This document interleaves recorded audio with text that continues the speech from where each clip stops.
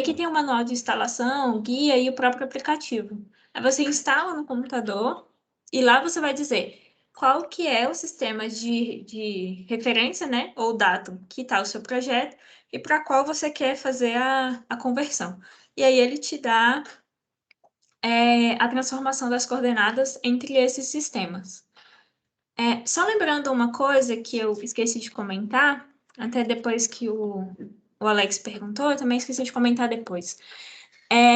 O Córrego Alegre e o SAD 69, eles são sistemas topocêntricos. O que isso quer dizer? Eles vão considerar uma superfície na Terra, no caso, eles vão considerar o Brasil como o centro, e a partir daqui eles vão fazer o cálculo das coordenadas, tá? Então, isso tem um deslocamento entre a superfície real da Terra e o meu sistema de referência, que isso vale para o SAD 69 e o Córrego Alegre. Então, a diferença, às vezes, pode ser centenas de metros entre a minha superfície real e a minha referência, sendo o SAD ou o Córrego Alegre. Já o CIRGAS 2000, ele considera o centro da Terra. Então, a minha representação e a minha superfície real, elas quase que se casam. Então, por isso que o CIRGAS, desde 2015, ele é o sistema de referência que deve ser o oficial adotado em todos os projetos. Tá bom? Vamos voltar aqui.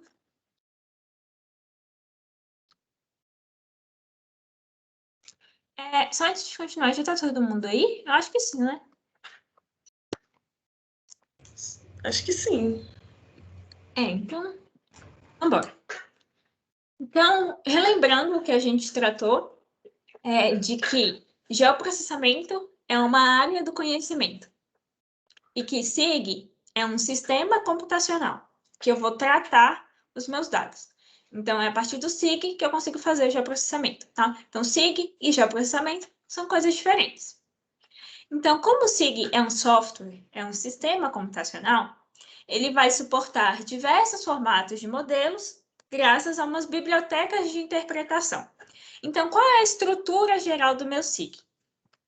Eu tenho que ter, primeiro, uma interface para comunicação com o utilizador. Então, quando eu abro lá o meu software, o QGIS, o ArcGIS, o Spring, o TerraView, enfim, eu preciso ter uma interface, que é a janela inicial, para eu tratar os meus dados. Em seguida, eu preciso entrar com os meus dados e eu preciso de um gestor de base de dados. Então, depois disso, eu faço a minha análise dos dados e então eu tenho a minha saída gráfica. Ou eu gero outros dados ou eu saio com um mapa, tá? Então, em linhas gerais, qual a estrutura de um SIG? Ele tem que ter uma interface para comunicação, uma base de dados, uma unidade de gestão dessa base e um conjunto de funcionalidades, tá? Seja edição, análise, como recortar, unir, fazer um buffer, enfim, esses tipos de funcionalidades para então eu ter uma saída desse dado, seja uma saída gráfica, como um mapa, por exemplo, ou eu posso sair um outro arquivo gerado a partir dessa análise que eu fiz. Beleza? Então, essa é a estrutura geral de um SIG. Então, dentro da estrutura geral de um SIG, eu tenho dois tipos de arquitetura. Não liguem, por enquanto, para essa sigla, que já já a gente vai explicar o que significa essa sigla. Então, para fins didáticos, eu tenho uma arquitetura dual e eu tenho uma arquitetura integrada. Então, quando vocês trabalham, por exemplo, com arquivo shapefile, você vê que tem um monte de arquivozinho que vem junto com o shape, né? Normalmente uns cinco arquivos que vêm junto com o shape. O que isso quer dizer? Que eu tenho a minha geometria, que é o meu arquivo, por exemplo, o meu arquivo .shp, ele é a minha geometria. Então, se o meu dado é um ponto, se é uma linha, se é um polígono, aquela é a geometria do meu dado. E os outros arquivos que vêm junto com o meu shapefile, ele significa os atributos, é o armazenamento das informações daquela geometria. Então, quando eu tenho uma arquitetura dual, por exemplo, eu tenho vários arquivos separados que eles só funcionam se eles estiverem juntos. tá? Então, se, por exemplo, quando eu peço para uma pessoa compartilhar um dado comigo e ela passa só o arquivo SHP da extensão, ele não me serve de nada, porque eu não vou conseguir abri-lo se eu não tiver os outros arquivos, como, por exemplo, a projeção, que a extensão é .prj, se eu não tiver a tabela de atributos, que é o .dbf, se eu não tiver todos esses arquivos juntos, eu não consigo abrir o meu shapefile em algum ambiente SIG. Então, isso significa arquitetura dual, tá? Então, cada linha do meu dado, ela vai corresponder a um atributo e esses atributos vão estar ligados a uma geometria. Então, são vários arquivos juntos para caracterizar uma única coisa. E eu tenho a minha arquitetura integrada. O que é isso? Não sei se vocês já ouviram falar nos arquivos .mpk ou o .geopackage ou .geoJSON. Todos esses arquivos, eles integram o que seria 5 do pacote do Shapefile, por exemplo, em um único pacote. Então, eu tenho um único arquivo que ele vai incluir as minhas geometrias e que vai incluir também o componente espacial, então a projeção do meu dado, como também a parte alfanumérica, ou seja, os atributos do meu dado. Então, ao invés de eu ter 5 dados, eu vou ter um. Então, essa é a diferença entre a arquitetura dual e a arquitetura integrada. Isso se refere ao meu dado, tá? Ao tipo de dado que eu vou ter e como que eu vou abri-lo em um ambiente SIG. Tranquilo até aqui, gente? Todo mundo conseguiu entender a diferença de dual e integrada? Isso se refere ao tipo de dado que eu vou trabalhar em um ambiente SIG.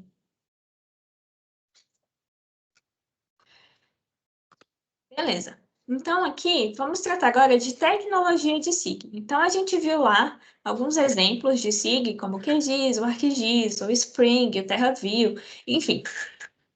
E como o mundo está em constante evolução, a gente tem diferentes tipos de tecnologias de sistemas de informações geográficas, tá? Então, a gente tem primeiro o GIS Desktop, que é aquele que a gente vai lá no site do desenvolvedor, baixa e instala no computador, tá? Então, ele tem uma interface amigável e tem várias funcionalidades. Então, tem que haver um processo de instalação no seu computador para ser caracterizado como um GIS desktop, tá? Tem que estar ligado no seu computador. A gente tem os gerenciadores de dados geográficos, que são ambientes SIGs, que vão armazenar dados espaciais em algum ambiente na web para multiusuários. Então, eu crio o meu ambiente e aí outra pessoa vai lá e pode editar, ela pode mexer, ela pode olhar e um terceiro pode entrar e ver, inserir dados, enfim. Esses são os gerenciadores de dados geográficos, normalmente na web. A gente tem os componentes GIS, que são ambientes de programação, que aí o usuário vai programar, ele não precisa baixar, nem adquirir nenhum dado, ele programa, ele acessa bases e bancos de dados, e aí ele consegue fazer as análises espaciais dele do mesmo modo que ele faria no ambiente SIG desktop, por exemplo, mas isso tudo em um ambiente de programação. E aí a gente tem os servidores de mapas, que são utilizados para publicação e acesso de dados via internet. Então, por exemplo, a gente tem o banco de dados da ANA. Hoje em dia, eles já melhoraram um pouco a interface, e aí você já consegue olhar o dado antes. Mas há uns anos atrás, o banco de dados da ANA era a base de dados da ANA, na verdade, um site na web que tem todas as informações que eles geram, você ia lá e fazia o download. Então, esses são servidores web, tá? Eles só estão lá para disponibilizar dados. Você não consegue interagir com o dado. Você só baixa e faz o uso, seja em alguma outra dessas plataformas de tecnologia. Para fins desse curso, eu trouxe alguns exemplos. Por exemplo, o GIS Desktop. O QGIS, por exemplo, gerenciadores de dados geográficos. A gente tem o ArcGIS Online. Os componentes GIS, a gente tem o Google Earth Engine. E os servidores de mapas web de dados geográficos, a gente tem o GeoServer. Contudo, pela questão de tempo desse curso, a gente vai ficar apenas no GIS Desktop e os gerenciadores de dados geográficos, que é o ArcGIS Online, tá? Os outros, como envolvem programação, aí a gente não tem tempo de primeiro ensinar todo mundo a programar e depois a mexer, tá? Então, vai ficar para uma outra oportunidade. Mas o pessoal que trabalhou no projeto da Rumo, eu já cheguei a apresentar o Google Earth Engine, e o GeoServer, eu ainda estou começando a mexer nele, mas a ideia é de ter um servidor web para dados geográficos do GeoServer. Ele é um servidor livre, você só precisa fazer a instalação de uma porta no seu computador, e aí você já consegue subir os seus dados para a web também, tá? Mas só para fins desse curso, a gente vai ficar só nesses dois primeiros, que é até o gerenciador de dados geográficos na web, para compartilhamento de dados. Então, beleza, a gente tratou de várias coisas, mas no ambiente SIG, a gente precisa de representar esses dados espaciais. Então, como a gente falou, como eu dei o exemplo dos sociólogos, por exemplo, que trabalham com comunidades e que ele precisa me dar uma informação que tenha uma referência, essa informação eu posso tratá-la de diversas formas. E aí eu tenho, por exemplo, a representação vetorial e eu tenho a representação matricial. A representação vetorial, ela tem uma aparência gráfica para cada objeto, e eles são representados por pares de coordenadas. E elas podem ser pontos, linhas ou polígonos, ou áreas também, tá? Então, para a gente tratar de conceitos, o ponto, ele vai ser um par ordenado, né, de x e y. A linha vai ser um conjunto de pontos que são conectados. E a região, ou área, né, é uma região delimitada por uma ou mais linhas, sendo que a primeira tem que coincidir com a última para poder fechar o polígono, tá? Essas são as representações vetoriais. E aí a gente tem a representação matricial. Elas se diferem porque a representação matricial ela vai ser uma estrutura de dados que vai representar a partir de células. Então, eu tenho uma célula, ou pixel, que vai compor o meu dado, e cada um desses pixels, eles têm um par de coordenadas, mas eles também têm uma informação atrelada a esse pixel. Então, cada pixel, ele vai trazer uma identidade da minha feição. Ele é um atributo. Normalmente, é um número, tá? Então, aqui a gente tem, por exemplo, imagens de satélite, de diferentes satélites e diferentes resoluções. A resolução, ela significa a área que o meu pixel abrange. Então, por exemplo, eu tenho aqui uma imagem Landsat, o TM é o Landsat 5, que cada pixel cobre uma área de 30 metros. Então, cada quadradinho desse corresponde a 30 metros na minha superfície. E como vocês podem ver, é difícil identificar alguma coisa nas imagens do Landsat que requer muita resolução. Então, o meu nível de detalhamento das minhas informações nas imagens do Landsat é um pouco comprometida. E aí, conforme a gente vai aumentando a resolução, isso é, diminuindo a área que o meu pixel abrange, eu tenho mais detalhes da minha informação. Então, aqui é uma imagem do satélite Iconos, que eu consigo diferenciar, por exemplo, as ruas, esse prédio, as minhas árvores, assim, eu não consigo diferenciar cada árvore, mas eu consigo identificar melhor os componentes do que, por exemplo, numa imagem Landsat. Isso quer dizer que as imagens lançadas são ruins? Não. Cada imagem depende do fim a que você vai dar. Então, por exemplo, quando eu trabalhava no Ministério do Meio Ambiente, foi feito um projeto para aquisição de imagens de satélite, para monitoramento de manejo no Cerrado. E aí foram adquiridas imagens de satélite pago. E aí as pessoas tinham a noção de que o Cerrado ele é muito grande, ele abrange diversos estados no Brasil. Então, para eu fazer o manejo, eu precisaria de uma imagem de meio metro de resolução. Só que essas imagens de meio metro, elas não são dadas gratuitamente, elas precisam ser pagas. E para você pagar uma imagem dessa, elas são muito caras, cada uma das cenas. Então, enfim, a pessoa responsável lá no Ministério do Meio Ambiente bateu o pé de que queria uma imagem de meio metro de resolução. Tá. Aí foram lá, fizeram a licitação e pagaram, pegaram um satélite, fizeram as imagens, tudo bem. Só que para o outro ano, como a gente trabalha com manejo, eu preciso verificar a evolução da área ao longo do ano. E aí, no outro ano, já precisava levantar as imagens de novo. Então, imagina o custo disso tudo. Sendo que as imagens Landsat, por exemplo, elas são disponíveis gratuitamente, elas têm uma abrangência regional muito grande e que eu conseguiria abranger todo o Cerrado por todo o ano. O Landsat é de 15 em 15 dias, então de 15 em 15 dias eu conseguiria fazer o monitoramento. E como eu estou tratando de vegetação, eu não precisaria de uma imagem de meio metro de resolução. A de 30 metros de resolução já resolve o meu problema. Então, esse é um exemplo de que, eu quero uma imagem de satélite para trabalhar com qualquer coisa.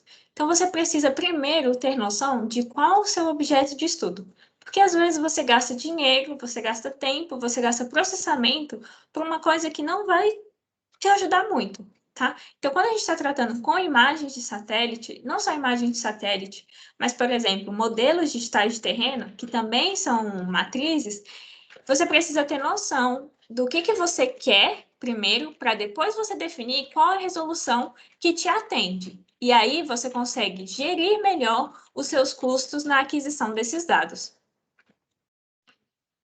Assim que a gente viu, então, que temos representações vetoriais e a gente tem representações matriciais, dentro do geoprocessamento, a gente divide 5 tipos de dados. Então, a gente tem os dados temáticos, que são a distribuição espacial de uma grandeza geográfica e ela vai ser de forma qualitativa, como, por exemplo, o mapa de solos aqui, que a gente tem esse exemplo. E a gente tem os dados cadastrais, onde cada elemento geográfico vai ter um atributo, como, por exemplo, esses mapas de lotes aqui. Tá, para a gente não confundir, a gente tem representação de dados. Os meus dados eles podem ser matriciais ou vetoriais. E essas representações, elas podem atender diferentes tipos de dados. Então, o meu dado temático, por exemplo, que é uma grandeza espacial de forma qualitativa, ele pode abranger tanto dados vetoriais, como por exemplo, eu tenho o shapefile de solos aqui, como ele pode também atender a dados matriciais, como por exemplo, eu posso pegar imagens de satélite e avaliar o uso e ocupação da Terra, tá bom? Então, eu tenho representações e eu tenho tipos de dados. E cada tipo de dado, ele pode ter as duas representações ou uma representação, tá? Eu tenho os dados de rede, e aí, em geoprocessamento, esse dado de rede, ele quer dizer estruturas lineares, como, por exemplo, água, esgoto, redes de drenagem, rodovias, ferrovias, enfim, isso tudo significa dados de rede dentro do geoprocessamento. E aí a gente tem os modelos de terreno, que eles são exclusivamente dados de representação matricial, onde eu vou ter modelos matemáticos que vão reproduzir a minha superfície através de um ponto x e y, que é para dar minha coordenada, mas eu também vou ter um atributo z, ou seja, a minha altitude. Esses modelos de terreno, eu vou explicar eles detalhadamente, o que é um MDT, MDE, MDS, isso na aula de amanhã, quando a gente for processar esses dados, tá bem?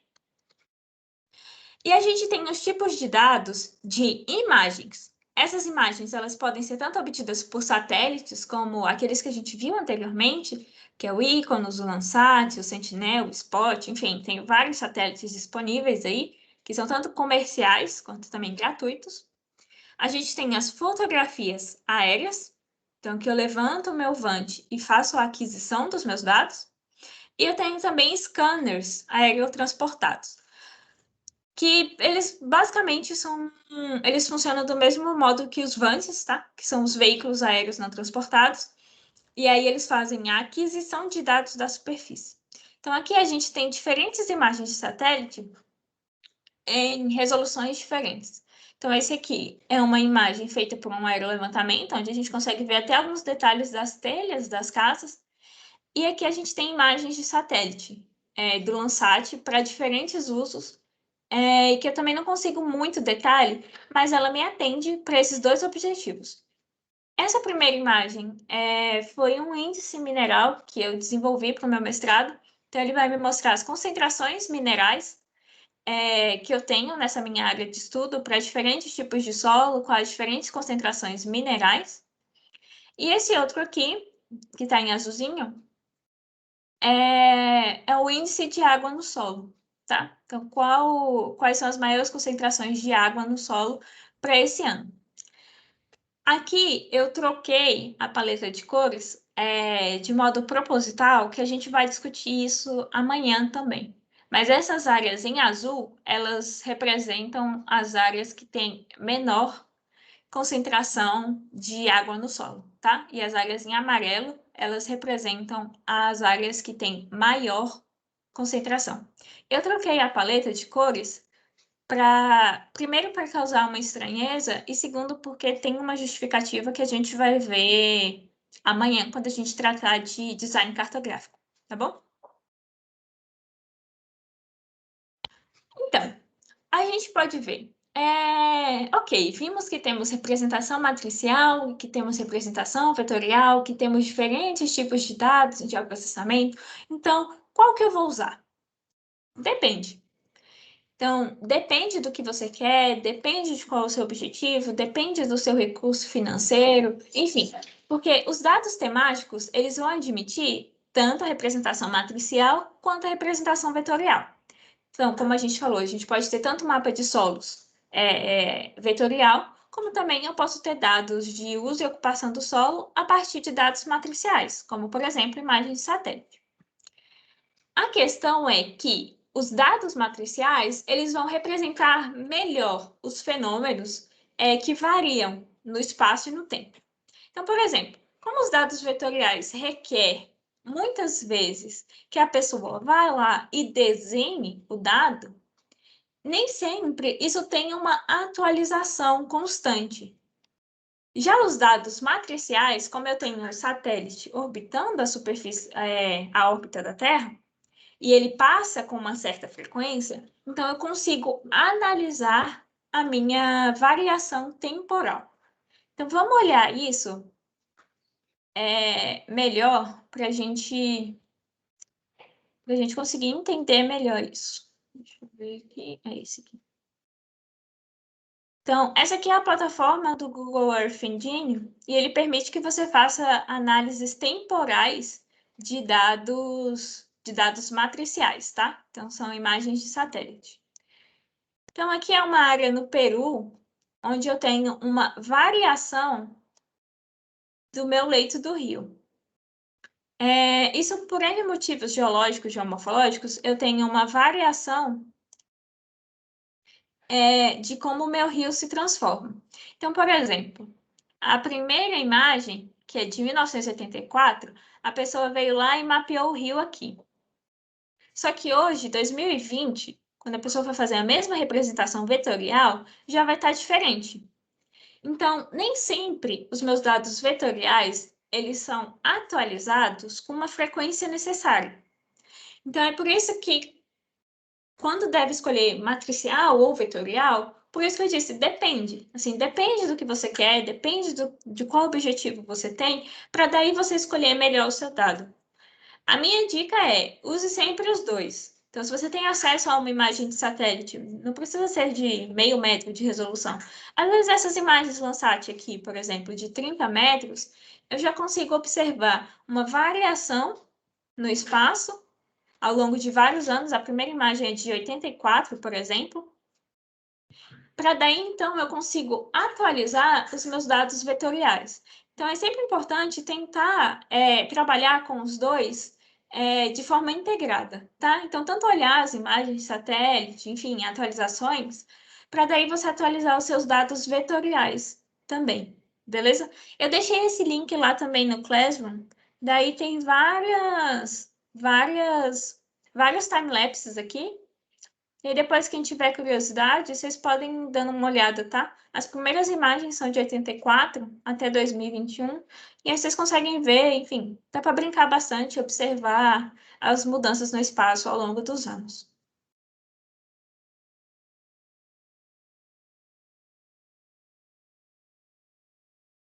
Beleza? Alguém tem alguma dúvida, gente, até agora em relação ao SIG, representação de dados, matricial versus vetorial, enfim?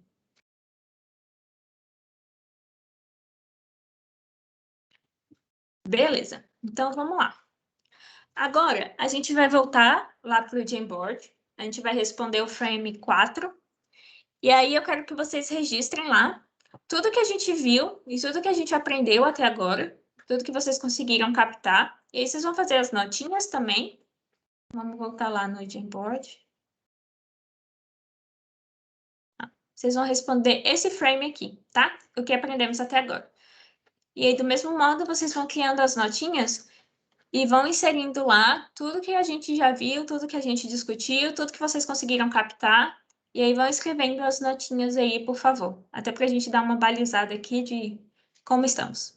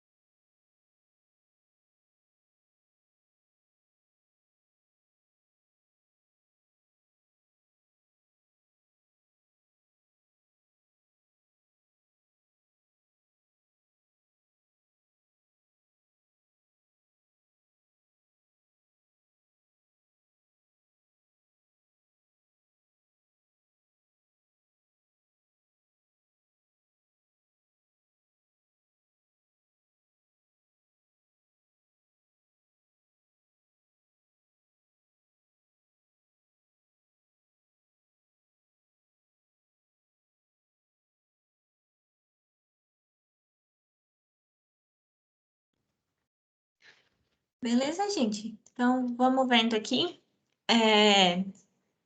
Formas de representação da Terra. Isso a gente viu os modelos, aqui, modelos de representação da Terra também, modelos gráficos de representação da superfície, tipos e utilidades, tipos, utilidade e utilização dos dados, entendimento sobre SIG, a representação matricial é igual à estrutura de dados de pixel, a influência da escala no desenvolvimento de um mapa, a diferença de GPS e GNSS, a importância da utilização conjunta, quando possível, de dados vetoriais e matriciais, as projeções cartográficas e suas desvantagens, a diferença de dados vetoriais e matriciais, as informações matriciais e suas características, o motivo de adoção da projeção dos SIGAs, o SIG sendo igual ao software, o GPS igual a dispositivo. Aí aqui tem uma coisinha. O GPS, ele é uma das constelações de satélites que nos auxiliam na localização, tá? Então, o GPS é uma constelação de satélites. O dispositivo, ele é um aparelho qualquer, de qualquer marca, que tem um receptor do GNSS, tá? E aí o GNSS é esse conjunto de constelações, que tem tanto GPS quanto diversas outras constelações, que cada uma tem o seu nome. Tá? A gente tem aqui representação vetorial igual a gráfica, como pontos, linhas e polígonos, tipos de informações e levantamentos, software SIGs mais utilizados, gratuitos e pagos. E alguém comentou aqui, ufa, a Terra não é plana. Sim, a Terra não é plana, tá? E apenas a sua representação é feita no plano. Beleza? Então, vamos dar continuidade aqui.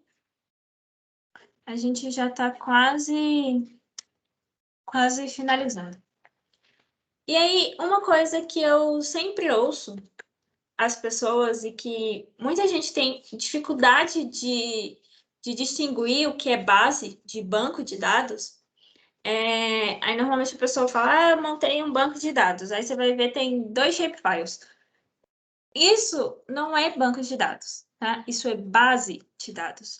Então, agora a gente vai tratar da diferença do que é base e do que é banco, tá? Para a gente poder adotar nomenclaturas corretas daqui para frente. Então, base de dados é aquilo que softwares e gerenciadores de bancos de dados utilizam. Então, base de dados é o meu dado em si organizado. Já o meu banco de dados é um software que eu uso para organizar esses meus dados. Então, por exemplo, banco de dados, eu tenho uma lista telefônica, eu tenho CDs, controles de RH de uma empresa, tabela de horário dos ônibus. E bancos de dados, eu tenho, por exemplo, os softwares Oracle, SQL Server, PostgreSQL, MySQL, MariaDB. Enfim, bancos de dados são softwares que eu organizo as minhas bases de dados, tá? Então, para trazer um exemplo mais claro, por exemplo, alguns anos atrás, a gente costumava comprar CDs, certo? Então, a gente comprava vários CDs e tudo mais. Daí, eu não sei se vocês chegaram a ter, mas aqui em casa tinha tipo um case que a gente ia guardando cada um dos CDs, né? Aí a gente tirava da capinha e guardava nesses casezinhos. Então, a minha base de dados são os meus CDs e as músicas que vem gravada dentro deles. E o meu banco de dados era o meu casezinho que eu guardava cada um dos meus CDs. Beleza? Deu para distinguir, gente, a diferença entre base e bancos de dados? São coisas totalmente distintas, tá? A minha base é os meus dados organizados e o meu banco são softwares que eu utilizo para guardar a minha base de dados. Beleza? Então, dentro disso, a gente tem bases de dados geográficos, que vão ser as minhas estruturas de dados, que tem uma informação espacial. E ela pode ser de diversos formatos, que vai permitir com que eu faça edições, manipulações, enfim, são os meus dados de fato. E elas estão atreladas a uma tabela de atributo. Então, eu tenho o meu dado, a minha geometria, com um atributo, tá? Então, os dados gráficos podem ser diversos, como a gente já viu, e eles são referenciados. Então, aqui a gente tem um exemplo de base de dados, como, por exemplo, o CEMADEM, tá? Que é o Centro de Monitoramento de Desastres. Então, os desastres ocorridos no Brasil, elas estão nesta base de dados. E a gente tem a base de dados da CPRM também, que é tudo voltado à questão geológica, de mineração, geofísica, monitoramentos, enfim. Também tem a CPRM. Essas bases de dados, a gente vai tratá-las detalhadamente no módulo 3, quando a gente for tratar de infraestruturas de dados, tá? E disponibilização. Aí a gente vai tratar de bases, verificar quais são as bases gratuitas que tem, onde eu posso adquirir meus dados, enfim. Beleza? Isso a gente vai ver com mais propriedade no módulo 3, na terça-feira. E aí eu tenho os meus bancos de dados geográficos. Então, lembra lá atrás, quando eu falei que não se importem com essa sigla agora, que a gente já vai explicar o que que é? Então, o SGBD é o meu sistema de gerenciamento de bancos de dados, tá? Eles são softwares diversos, são sistemas de bancos de dados que eu vou utilizar para as minhas aplicações em geoprocessamento, onde eu vou guardar os meus dados. E esses bancos de dados, que eu vou gerenciar as minhas bases de dados, eu posso atrelá-los, ou seja, eles podem servir como um componente de um sistema de informação geográfica. Então, os bancos de dados geográficos mais usuais hoje em dia, a gente tem o PostgreSQL, a gente tem o PostGIS, tem os SGBD convencionais atrelados a um módulo geográfico. E esses módulos geográficos vão permitir com que eu organize a minha base de dados para que eu possa linkar com o sistema de informação geográfica. E aí, esse link normalmente acontece por meio de programação também. Então, para gerir bancos de dados, o PostGIS nem tanto, porque você já pode inserir os seus dados lá e depois só acessá-los, tá? Mas já o Postgre, o MariaDB, o MySQL, enfim, todos eles precisam de que você conheça a programação em linguagem SQL para que você programe o seu banco de dados e aí você consegue atrelá-lo a um ambiente SIG. E aí acessar o seu banco de dados, enfim, aí você já nem precisa mais guardar os seus dados ocupando memória do computador mesmo, tá? Então, isso já é um pouquinho mais avançado. Beleza, gente? Alguém tem alguma dúvida com questão de banco, de base, de representação de dados?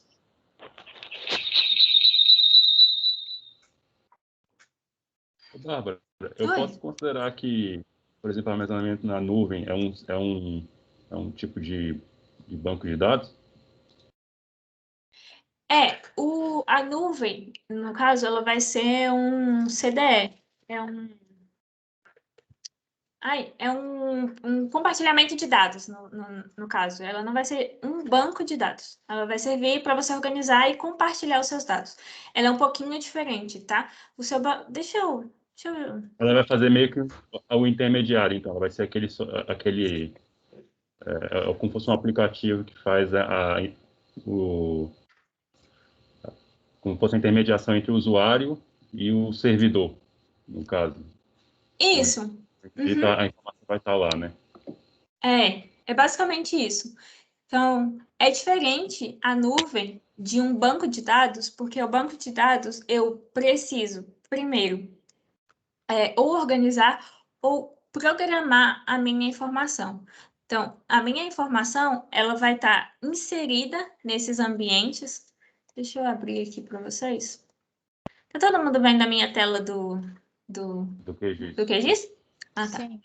Então, beleza. Aqui no QGIS, eu posso abrir tanto a minha informação direto, quanto também eu posso atrelar a um banco de dados que eu crio. Então, aqui, quando eu falei do PostGIS, é porque ele não está linkado mais, que eu já perdi a referência.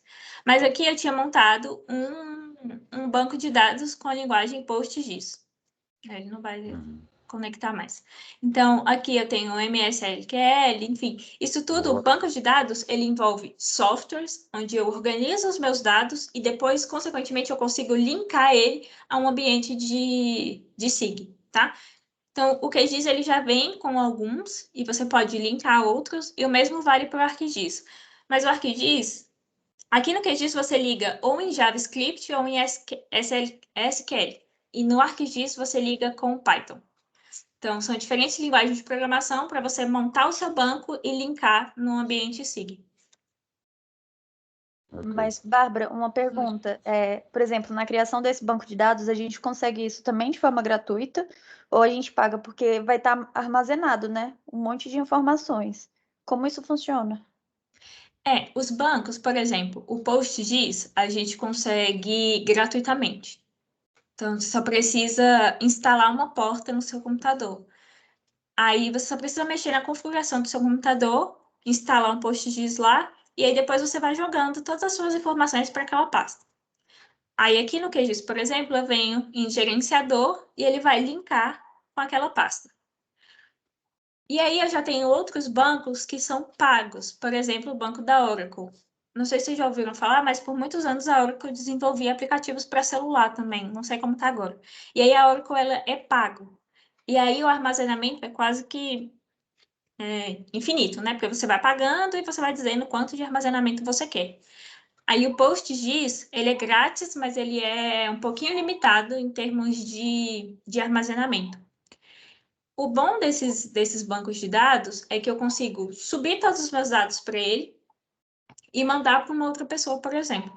E aí ela só precisa instalar no computador e ela já vai ter acesso. A única dificuldade que eu considero é a linguagem de programação, que a linguagem de programação ela ainda não é tão difundida em todas as áreas, então fica mais complicado para, por exemplo, eu sei programar um banco de dados, mas se eu passar para uma outra pessoa que não sabe, aí fica meio, sabe, fica inviável o uso. Beleza? Beleza, obrigada. Então, gente, alguém tem mais alguma dúvida? Então, vamos para a nossa última atividadezinha.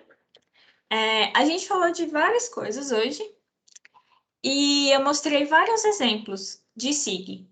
Então, qual que eu devo escolher, né? O que que eu devo levar em conta na hora de escolher um SIG? Então, antes da gente tratar disso, eu quero que vocês escrevam lá no Jamboard, tá? No frame 5, na telinha 5.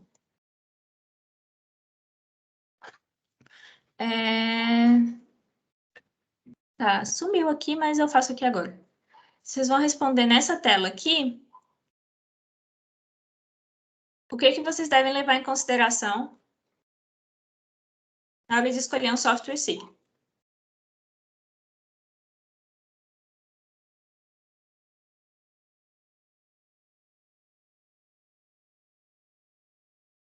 E aí pode colocar qualquer coisa, tipo, eu tenho que ter um computador.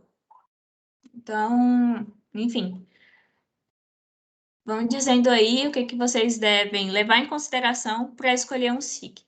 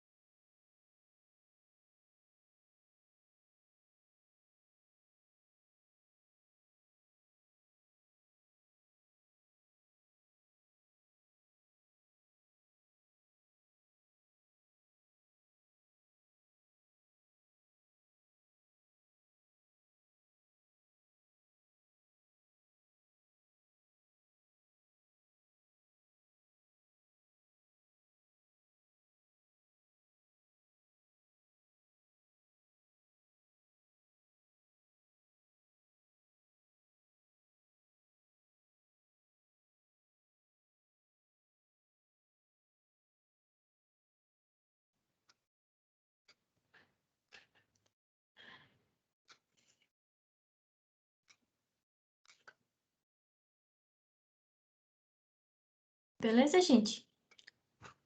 Então, a gente viu lá naquela telinha vários exemplos de software SIGs, né? Isso, assim, os que eu conheço, mas tem milhões aí pelo mundo que eu nunca ouvi falar. Então, como escolher, né, um software desse, tendo em vista que eu tenho diversas opções? Então, aqui, vamos dar uma olhada nas respostas de vocês. Qual tipo de trabalho, né? Interface amigável. Eu acho que interface amigável, e teve um outro que era isso aqui, ó, facilidade de uso. Eu, particularmente, considero os principais.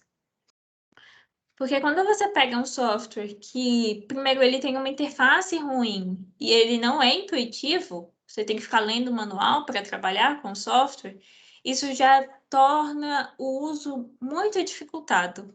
Então, você não consegue explorar toda a potencialidade da ferramenta. Então, eu particularmente considero interface amigável e facilidade de uso os pontos principais na escolha de um software. Então, tem ferramentas disponíveis atende à necessidade do meu trabalho, o objetivo, a análise que deverá ser realizada, precisão da informação, a utilização cultural da organização, e esse é um ponto importante. Vários lugares que eu trabalhei, cada um tinha um software favorito, então eu, enquanto estagiária e trabalhando nos lugares, eu precisava me adequar a isso. Software pago versus gratuito. Essa é uma discussão, assim, às vezes, eu diria quase egoísta, de softwares, tipo, softwares pagos são sempre melhores. Nem sempre. Da mesma forma que softwares gratuitos nem sempre vão resolver todos os seus problemas. Então, ter em vista qual tipo de trabalho você precisa realizar ele vai te direcionar para qual software, seja ele pago ou gratuito, que você precisa. Tá? Então, finalidade, o trabalho a ser executado, tipos de dados, precisão adequada ao tipo e objetivo do trabalho, atualização dos dados, agilidade de processamento, facilidade de uso, linguagem de programação do software. Então, como eu já tinha comentado, o QGIS funciona permite que você programe em duas linguagens, ou SQL ou JavaScript, e tem o Python também, o QGIS permite três, na verdade. Aí o ArcGIS só trabalha com Python. Então, se você sabe programar, se você sabe uma linguagem, é importante que você saiba qual software ele atende à sua linguagem de programação. O custo de aquisição, então tem softwares que são extremamente caras as licenças, e que também não te ajudam muito, às vezes o software gratuito resolve o seu problema, e qual o escopo do projeto. Beleza? Então, são esses pontos que a gente vai discutir agora. Na hora de escolher um software, tem coisas que são mais intuitivas e tem coisas que às vezes a gente não pensa, mas que é importante.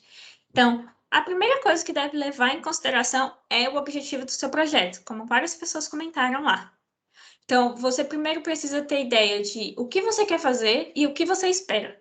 Quando você tem essa noção, você consegue definir qual SIG você acha melhor para o seu projeto, tá? Então, um projeto que não está definido, tanto faz qual é o software que você vai usar e tanto faz qual vai ser o resultado. Então, pode ser qualquer coisa, pode ser nada. Então, você precisa primeiro saber o que eu quero, aonde eu quero chegar.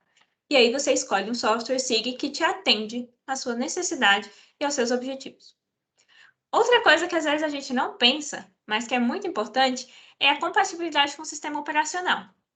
Então, por exemplo, por muitos anos eu usei Linux, mas o ArcGIS não funciona no Linux. Então, eu tive que migrar para o Windows para conseguir usar o ArcGIS. Então, já o QGIS, ele roda em ambiente Linux. Então, eu preciso ter noção de qual que é o meu sistema operacional para também ter noção de qual software SIG eu vou escolher. Terceiro, as funções disponíveis no software. Então, cada software ele tem uma função base. Por exemplo, o Bentley. Poucas pessoas usam o Bentley, mas o Bentley é ótimo para modelos 3D de mapas. Assim, eu acho que é o melhor modelo 3D em SIG que eu já vi. Mas para outra coisa que eu quiser fazer no Bentley, ele não serve. Aí, por exemplo, o QGIS, como a gente trabalha com dados LiDAR, o QGIS já não lê dados LiDAR com tanta precisão como eu preciso. Então, eu preciso ir para outro software que lê dados LiDAR. Então, eu preciso saber quais as funções tem em cada software para eu saber para qual eu vou usar. Além disso, a questão de interoperabilidade, que a gente já tinha comentado várias vezes, tanto na aula magna também. Então, por exemplo, tem softwares que não abrem determinados tipos de dados. Já tem outros softwares que abrem qualquer tipo de dado. Então, o Global Mapper, por exemplo, ele tem uma facilidade muito grande de abrir diversos tipos de dados. Tudo quanto é dado que você imaginar, o Global Mapper abre. Já o QGIS, o ArcGIS, o próprio Blankly, o Spring, eles têm umas limitações de dados. Tem dados que não abrem. O ArcGIS, por exemplo, não abre GeoPackage. Agora, se eu quiser abrir o GeoPackage no Global, no QGIS, em qualquer outro software, ele já abre. Então, eu preciso saber também o tipo de dado que eu tenho e o tipo de dado que eu quero gerar, para daí eu conseguir também calibrar a minha escolha de um SIG. Além disso, estendibilidade do software. O que é isso?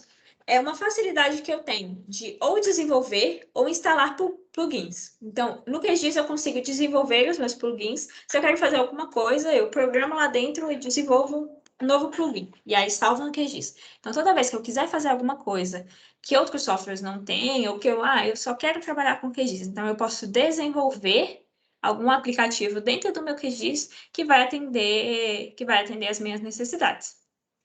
Então, por exemplo, escolhi trabalhar com ArcGIS. Beleza, eu consigo instalar outros plugins? Eu consigo instalar outros aplicativos? Eu consigo fazer outras coisas além daquilo que o software está me propondo? Então, essa é uma coisa que eu preciso pensar também. Então, o QGIS ele tem uma biblioteca de plugins muito grande, muito extensa. E a comunidade está sempre desenvolvendo outros plugins que permite que você instale no seu próprio.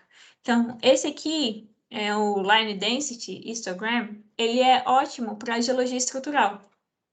Que, por exemplo, eu não consegui encontrar um que me atenda dessa forma em outros SIGs. Então, já é um ponto a mais que deve ser considerado. Além disso, teste de desempenho. Alguém colocou lá a questão de processamento. Então, tá, eu baixei o software. Ele vai me atender?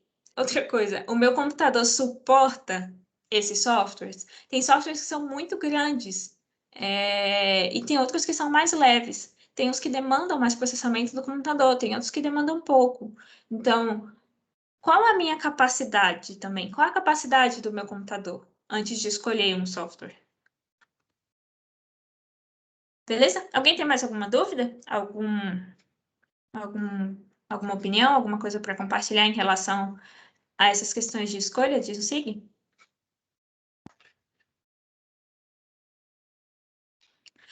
Beleza. Gente, a ideia aqui não é dizer, o software tal é melhor, o software X é ruim, o software não sei o quê, enfim, não é isso. Mas antes de escolher um software que eu quero usar, eu preciso ter noção do que eu quero. Então, quando eu sei o que eu quero, eu consigo escolher um software que me atenda, tá? Então, a ideia aqui não é dizer, fulano é bom e o Beltrano é ruim. É pensar primeiro o que eu quero. E quando eu sei o que eu quero, aí a gente consegue escolher um software que atenda às necessidades. Então, agora aqui para a gente finalizar, a ideia aqui é tratar agora de iniciativas que usam sistemas de informações geográficas, o SIG ou o GIS, para resolver os seus problemas. E aí a ideia é a gente já começar a dar uma pincelada nessas iniciativas para amanhã a gente já tratar de aplicabilidades do SIG, de tendências do SIG, e depois a gente começar a colocar a mão na massa, tá bem? Então, a ONU está desenvolvendo uma iniciativa que se chama OpenGIS. A iniciativa da ONU é que, primeiro, eu tenha dados e pacotes de código aberto que qualquer pessoa no mundo consiga abrir e visualizar a informação geográfica. Porque, como a gente já viu, a questão do onde é muito importante. E, às vezes, tem vários países, vários estados, vários municípios e distritos que não investem no conhecimento do seu próprio território. Então, uma das formas de conhecer o seu próprio território é a partir das informações geográficas. E então, a ONU tem investido nisso para que países tenham acesso e que eles invistam também no seu próprio território, no conhecimento das informações que acontecem ali. E quando a gente tem acesso à informação, a gente tem condições de gerir o nosso território de uma forma mais eficaz. Então, esse projeto da ONU aqui embaixo são o reconhecimento de assentamentos de refugiados que a ONU está fazendo pelo mundo. Então, a ideia é, a ONU tem as bandeiras de missão de paz, mas quais são os lugares que têm acampamentos de refugiados que a ONU não chegou ainda? Então, eles estão fazendo reconhecimento por machine learning e inteligência artificial no geral, para reconhecer esses acampamentos que eles têm uma estrutura quase que semelhante, né, com essas tendinhas. E a ideia é reconhecer no mundo todo onde estão esses acampamentos para que haja a manutenção da paz que a ONU prega. Uma outra iniciativa que tem usado informações geográficas é a Johns Hopkins University, que eles estão acompanhando o desenvolvimento, o andamento do novo coronavírus e como ele está se espalhando pelo mundo. Então, uma das coisas que, antes de entrar na GEMAP, eu trabalhei com monitoramento de saúde por informações geográficas. E a gente vê que quando você sabe onde está se desenvolvendo determinada doença, você tem condições de atuar no território. Então, uma das causas da pandemia estar extremamente descontrolada no Brasil é a falta de conhecimento do território. Então, quando a gente fala de, vamos fazer lockdown, a política do lockdown, infelizmente, é uma política que não funciona no Brasil, exatamente porque a gente não conhece o nosso território. Então, trancar as ruas, trancar os comércios, fechar tudo, infelizmente, é uma política territorial que, para a gente, para o nosso contexto, não funciona. Então, quando a gente. Não estou dizendo que é para todo mundo sair na rua, gente, só estou dizendo que é uma política que a gente precisa pensar o nosso modelo de território, pensar para onde o coronavírus tem se espalhado no território e aí sim agir de modo mais estratégico. Então, quando a gente tem a informação geográfica atrelada a uma visão estratégica do território, a gente consegue controlar toda e qualquer doença, tá? Então, todo o contexto epidemiológico ele tem que estar associado a uma questão espacial, territorial e estratégica. E é isso que a Johns Hopkins tem feito, mapeando os casos onde tem acontecido as maiores concentrações, para que, de fato, a Organização Mundial da Saúde consiga ter controle e atuar dentro das suas limitações nesses territórios. A outra, não sei se as pessoas que moram em Brasília conhecem, é o DF no ponto. Ele foi desenvolvido por um aluno da Geografia aqui na UNB, junto com o antigo DF Trans, que é um sistema de monitoramento dos ônibus. Então, quando você acessa, pode ser pelo celular, o tablet ou computador, você consegue verificar onde está o ônibus para você poder se dirigir para a parada, para ver se ele já passou, se está chegando, enfim. Esse é um sistema super legal que também utiliza os receptores de GNSS dos ônibus. E aí ele vai te dando umas atualizações, acho que a cada 10, 15 minutos, uma coisa assim, talvez até menos. E aí você consegue planejar suas viagens com base no horário, onde está o ônibus, onde você está, para onde você quer ir.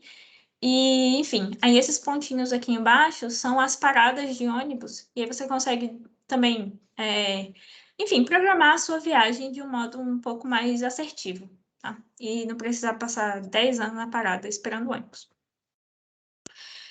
Então, beleza, para a gente dar uma resumida no que a gente viu hoje, nesse primeiro módulo. Então, a gente viu primeiro geodésia, então a gente viu a superfície de referência, o sistema geodésico brasileiro, as formas da Terra, os sistemas de navegação.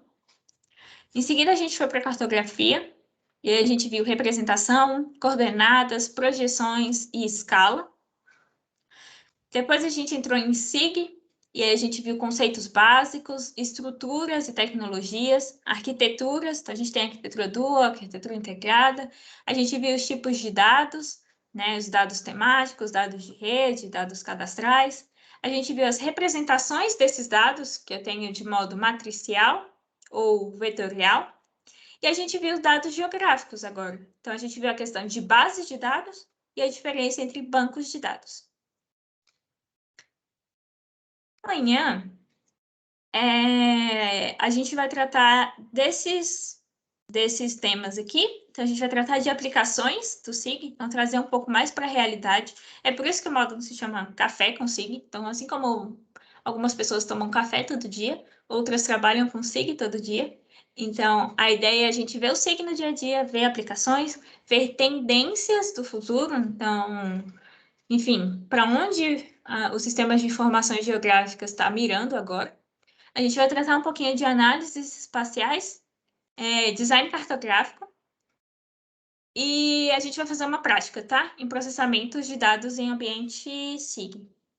E aí, para amanhã, eu queria que vocês instalassem o QGIS e o Global Mapper, tá? O ArcGIS a gente só vai trabalhar com ele na terça, que ele é um pouquinho mais chato de instalar, então para dar tempo até de vocês irem se ambientando e trabalhando com a instalação. Então, deixa eu abrir a tela aqui. Ó, eu deixei os links e o Guilherme também compartilhou os links para download, tá? Então, eu só vou mostrar aqui mais ou menos como faz a instalação de cada um dos softwares. E não se preocupem se vocês tiverem dificuldade, eu vou estar online hoje à tarde, e então pode me chamar, pode mandar uma mensagem, pode mandar um e-mail, enfim, para a gente conseguir instalar juntos, tá? Se for muito difícil. Então, entrando naqueles links lá, primeiro tem o link do QGIS. O QGIS é um software gratuito, então é só baixar e usar. E aí a ideia é que lá aqui embaixo, vocês vão vir aqui, ó, em lançamento de longa duração, em que ele está estável, tá? Normalmente os desenvolvedores lançam uma versão de teste que tem milhões de coisas, que é essa 3.18, mas ela ainda está em fase de teste, então tem instabilidade, às vezes trava e fecha, enfim. E aí a versão estável é essa 3.16, tá? Eu coloquei os executáveis também lá no Classroom para já ir adiantando para alguém que tiver dificuldade para chegar no site. Mas eu coloquei só o de 64 bits, tá? Se o seu computador for de 32, então você entra no site e faz a instalação. Daí a instalação é super simples. Vocês vão baixar o executável e só ficar dando próximo, próximo, próximo, próximo, até instalar no computador. Beleza? Então, o QGIS é super tranquilo, não precisa de licença, não precisa de cadastro, não precisa de nada. Só baixar e instalar. E aí, o Global Mapper, o link também está lá no Classroom. Acho que o Guilherme também mandou. Mas o link é esse aqui, tá? Para download. E aqui vocês vão precisar fazer um cadastro na plataforma, tá? Então, vocês vão vir aqui ó, em download. E aí eles vão te direcionar para uma área onde você vai fazer o seu cadastro. Aí você vai vir aqui, no caso de primeiro usuário, e vai registrar uma nova conta. Aí eles vão te pedir alguns dados, tipo nome, aí você vai criar um e-mail para você entrar, vai criar uma senha, enfim, aí você vai criar todas as suas informações. E aí ele vai te direcionar para a área de download. Assim que você faz o cadastro, você precisa confirmar o seu cadastro. Eles vão te mandar um e-mail e você confirma o seu cadastro nesse e-mail. E aí eles vão te direcionar para a área de download. Mas eu também já deixei o executável lá no Classroom. Então, a única coisa que vocês vão precisar fazer é fazer o cadastro nessa plataforma aqui, em registrar uma nova conta, confirmar o e-mail que vocês forem receber. E aí, peguem o executável que já está lá no Classroom e façam a instalação. Assim que instalar, ele vai pedir para você entrar com o seu login e a sua senha, que é o que você já cadastrou aqui na plataforma, tá? Não tem muita dificuldade, é só os passos a mais de precisar fazer uma conta e confirmar o e-mail. Para o ArcGIS, a gente não vai usar ele amanhã, a gente só vai usá-lo na terça-feira. Mas se vocês já quiserem ir instalando, dando uma olhada, porque essa é a versão nova do ArcGIS, tá? É o ArcGIS Pro. A gente vai mexer tanto no Pro quanto no online. E aí vocês também vão precisar fazer um cadastro aqui. E aí vocês também vão receber um e-mail de confirmação e aí vocês confirmem. E aí baixem o executável que já está lá no Classroom, façam a instalação e na hora de abrir vocês vão precisar inserir o seu login e a sua senha que você criou aqui na hora de fazer o registro, tá? Então, tanto o Global quanto o ArcGIS, vocês vão precisar criar um usuário e uma senha para conseguirem acessar. Mas, de qualquer forma, é só baixar o executável que está lá no Classroom, instalar e depois logar com seu login e senha, tá? O ArcGIS Pro, se tiverem muita dificuldade para instalar, porque ele é um pouco muito pesado, eu acho que ele tem uns 4 GB. Então, tipo, se não tiver memória no computador, enfim, o ArcGIS Pro não tem muita necessidade. A gente pode. Porque o ArcGIS Pro eu só vou querer mostrar, assim, como é a interface e tal, e criar alguns arquivos lá dentro super simples. Mas o que a gente vai usar mesmo é o ArcGIS Online. Então, de qualquer forma, vocês precisam ter esse cadastro para a gente usar o ArcGIS Online e criar aplicativos aqui dentro, tá bem?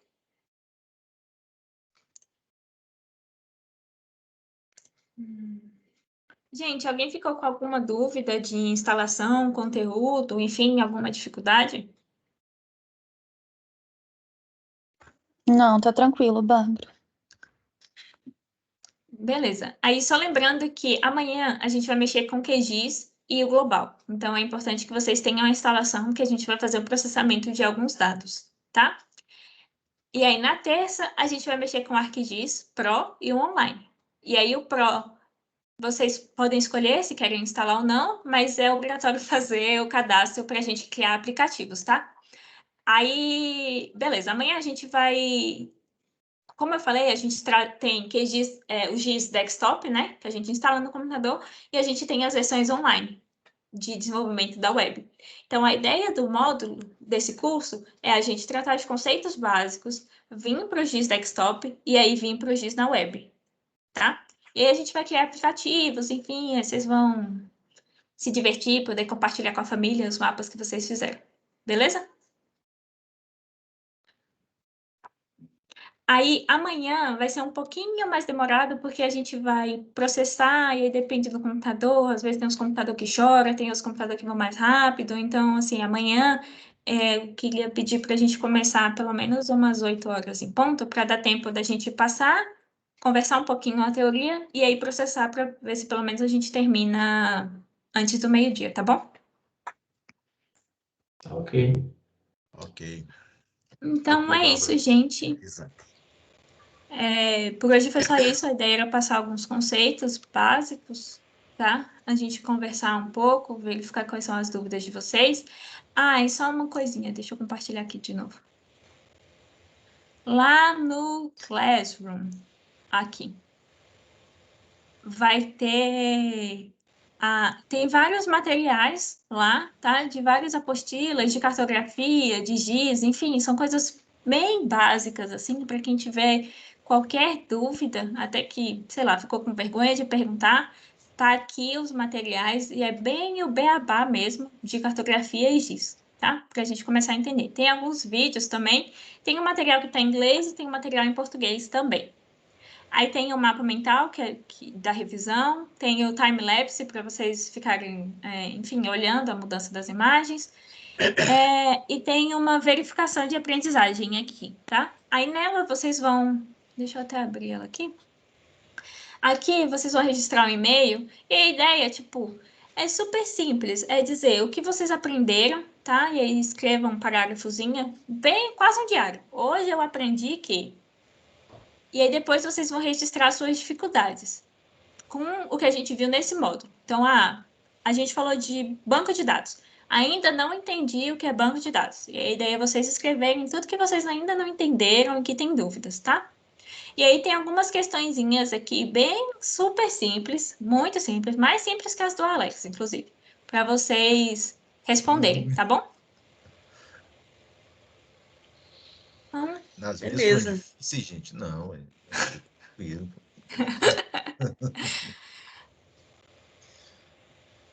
Aí, as dúvidas que vocês tiverem, que vocês forem registrando lá, aí a gente esclarece amanhã, tá? Se não tiver nenhuma dúvida, é só escrever nenhuma. Beleza? Obrigado, Bala. Então é isso, gente. A gente se vê amanhã, tá bom? Obrigado, Qualquer Bárbara. coisa, é só chamar no zap. Boa aula, foi muito bom. Beleza, tchau, tchau. Obrigado, Bárbara. Tchau. Parabéns aí.